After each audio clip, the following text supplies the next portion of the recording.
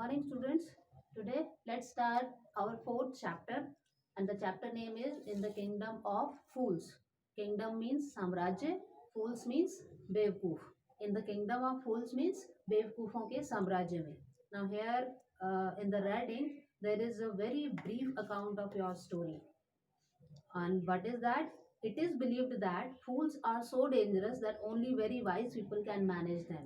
ये विश्वास किया जाता है कि मूर्ख लोग, बेवकूफ लोग जो होते हैं इतने खतरनाक होते हैं कि बहुत समझदार लोग ही उन्हें संभाल पाते हैं, उन्हें मैनेज कर पाते हैं. Now here two questions are asked. You have to answer these questions after reading this story.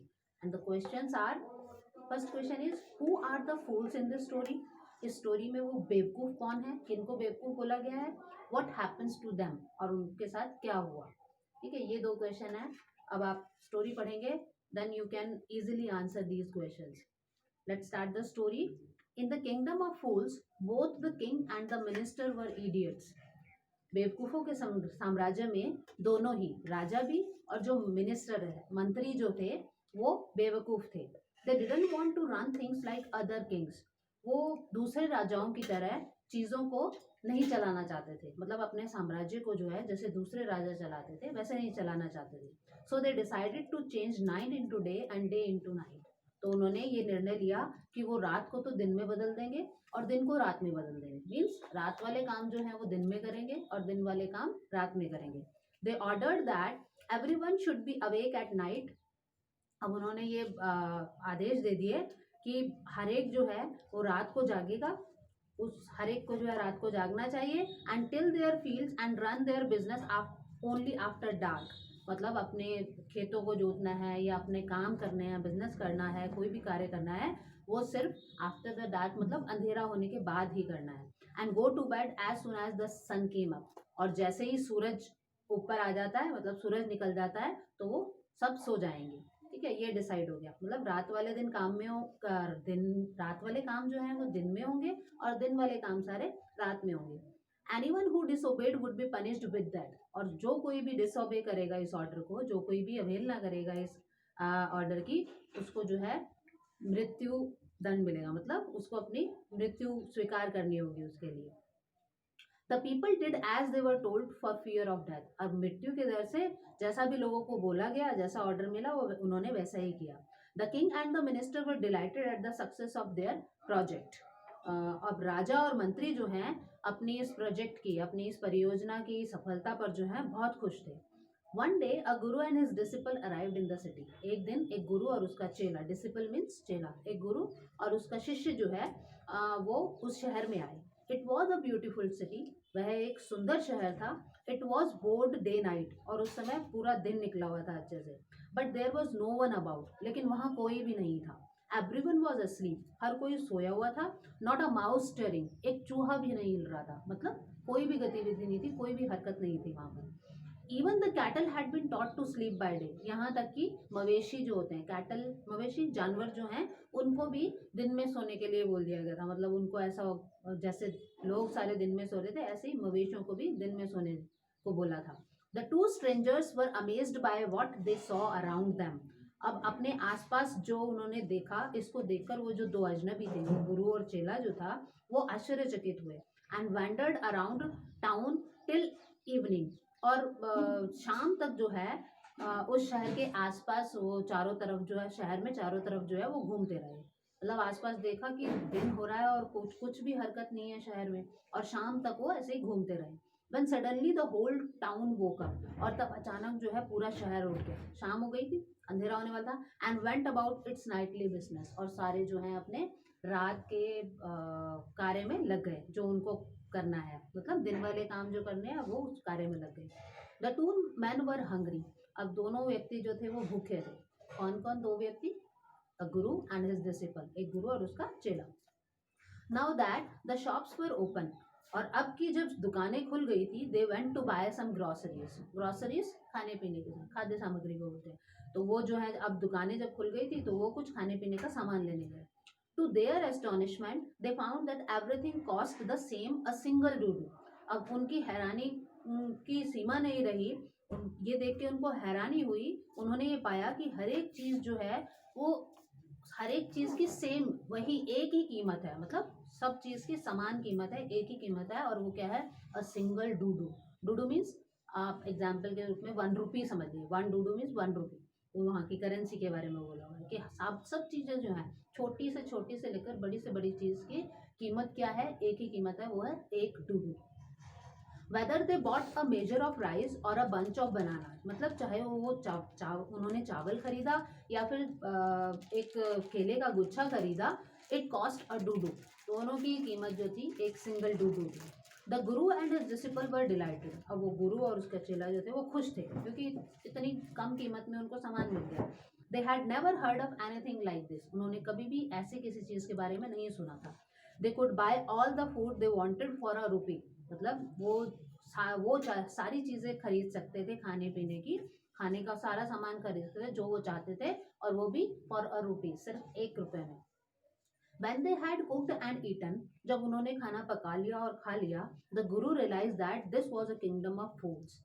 गुरु ने ये महसूस किया कि ये जो साम्राज्य है, जो राज्य है, ये बेवकूफ़ों का है। And it wouldn't be a good idea for them to stay there. और ये अच्छा विचार नहीं होगा उनके लिए कि वो यहाँ पर रुके। कि अगर वो यहाँ रुकते हैं क्योंकि ये बेवकूफ़ों का साम्राज्य है, तो ये यहाँ रुकना उनके लिए सही नहीं है। This is no place for us, let's go, he said to his disciple. और फिर अपने शिष्य को कहा कि ये जगह जो है हमारे लिए नहीं है, चलो यहाँ से चलते हैं। But the disciple didn't want to leave the place. लेकिन वो शिष्य जो था वो उस जगह को छोड़ना नहीं चाहता था। क्यों नहीं छोड़ना चाहता था? क्योंकि वहाँ ईजी सब कुछ, इतना चीप कॉस्ट है सबकी, एक सिंगल डूडू में सारी चीज़ें मिल रही है, आराम से बैठो और खाओ। Everything was cheap here. हर एक चीज़ यहाँ पर सस्ती है। All he wanted was good cheap food. और जो उन्हें चाहिए था वो था एक अच्छा और सस्ता खाना। द गुरु सेड, अब फिर गुरु ने कहा, दे आर ऑल फूल्स, कि ये सारे मूर्ख हैं। This won't be last very long. और ये जो है ज़्यादा लंबा नहीं चलेगा, ज़्यादा दिनों तक नहीं चलेगा। And you can't tell what they will do to you next. और तुम ये नहीं कह सकते हो, तुम्हें ये पता नहीं लग सकता है कि अगले ही क्षण वो तुम्हारे साथ क्या कर दें, क्योंकि मूर्ख है, बेवकूफ़ है। जैसा यहाँ पर सिस्टम चल रहा है, व्यवस्था चल रही है, तो ये ज़्यादा दिन तक तो नहीं रह, क्योंकि गुरु का अपना एक्सपीरियंस है, उसका अपना अनुभव है, तो अपने अनुभव से बता रही है कि ये ज़्यादा लंबा नहीं चलेगा। और अब अगले ही क्षण ये बेवकूफ़ आपके साथ क्या कर दें, आपको कुछ नहीं पता। But the disciple wouldn't listen to the guru's wisdom. लेकिन गुरु की जो ये समझदारी थी, बुद्धिमानी थी, उस डिसिपल ने जो है, चेले ने, उनको नहीं सुना। ही वॉन्टेड टू स्टे, वो वहाँ रुकना चाहता था। The Guru finally gave up and said, और अंत में गुरु ने हार मान ली और फिर कहा, do what you want, I am going and left.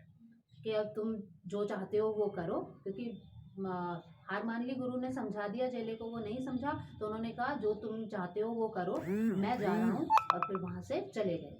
The disciple stayed on, ate his fill every day. अब डिसिपल जो था वो वहीं रुक गया, चेला जो था वहीं रुक गया। Ate his fill every day, bananas and ghee and rice and wheat and grew fat like a street side sacred bull.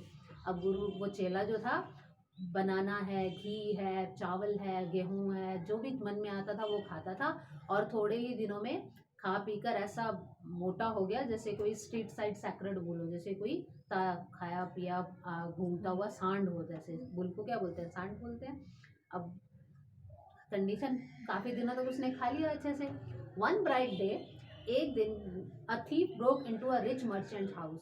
एक थीफ जो है, चोर जो है, वो एक अमीर मर्चेंट, किसको बोलते हैं? व्यापारी को बोलते हैं, ठीक है। एक अमीर व्यापारी के घर में घुस गया। He had made a hole in the wall and sneaked in. अब उसने जो है दीवार में बहुत बड़ा होल बना दिया और वो अंदर घुस गया। And as he was carrying out his loot, loot means जो भी सामान उसने वहाँ से लूटा था उसके लिए बोल रहे हैं कि, और जैसे ही वो लूट जो थी, वो सामान जो है उसको ले जा रहा था, the wall of the old house collapsed on his head. जो उस पुराने घर की जो दीवार थी वो उसके सिर पर गिर गई।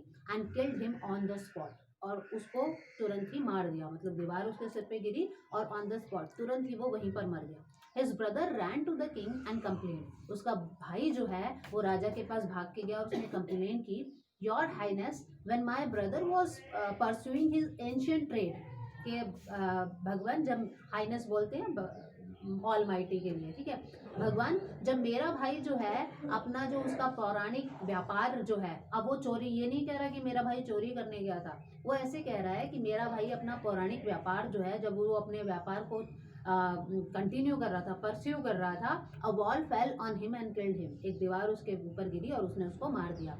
This merchant is to blame, और ये जो है मर्चेंट व्यापारी जो है जिसके घर की दीवार उसके ऊपर गिरी है वो दोषी है। He should have built a good strong wall, उसको जो है एक अच्छी और मजबूत दीवार बनानी चाहिए थी। You must punish the wrong doer and compensate the family for this injustice, तो आपको जो है जिसने भी गलत किया है उसको सजा देनी है, और जिसके भी साथ अन्याय हुआ है, जिस फैमिली के साथ, उसको उसकी क्षतिपूर्ति करनी है। कंपनसेट मीन क्षतिपूर्ति, जो भी उनकी क्षति हुई है, नुकसान हुआ है उस दीवार के गिरने के कारण, उसकी मृत्यु हो गई, तो आपको उसकी क्षतिपूर्ति करनी है। Okay, now enough for today, we will continue in our next video.